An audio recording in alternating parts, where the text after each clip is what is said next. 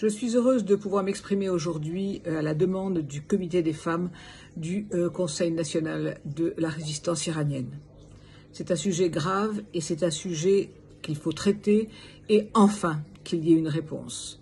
Qu'il y ait une réponse des autorités iraniennes qui sont à l'heure actuelle au pouvoir, qu'il y ait un soutien de la Commission, de toutes les commissions internationales et de l'ONU. Tant de personnes, tant de jeunes femmes, tant de jeunes hommes exécutés, assassinés, 30 000 personnes assassinées en 1988 et un silence total depuis.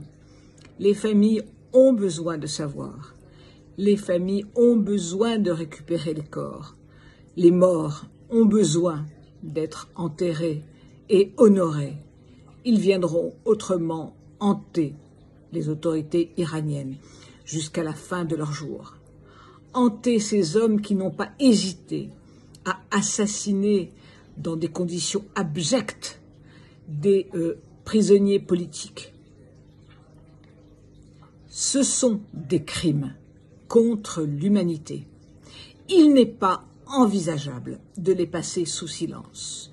Nous sommes, et toutes les femmes, sont au soutien des Iraniennes qui veulent savoir, de ses sœurs, de ses mères, de ses grands-mères. C'est inadmissible, un massacre pareil passé sous silence. J'ai eu le bonheur de faire la connaissance de toutes ces femmes qui luttent tous les jours dans le cadre du CNRI. J'admire leur courage, j'admire leur persévérance.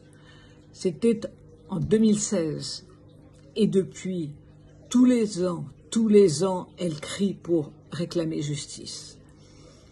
Je crie désormais avec elles. Il n'est pas possible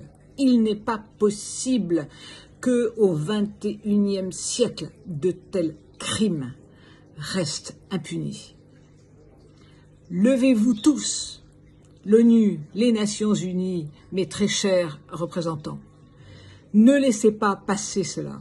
Ça n'est pas parce que l'Iran a du pétrole, que les droits humains, que les droits des femmes, que les droits des hommes, que les droits de l'humanité doivent être bafoués.